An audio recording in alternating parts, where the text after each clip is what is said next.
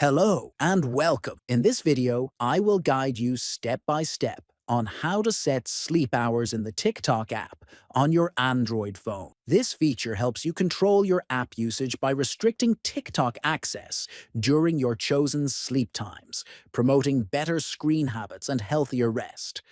Open the TikTok app on your Android phone. Tap the three horizontal lines in the top right corner to access the menu.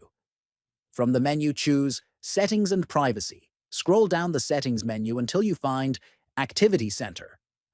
Here, click on Screen Time. Now after that, click on Sleep Hours.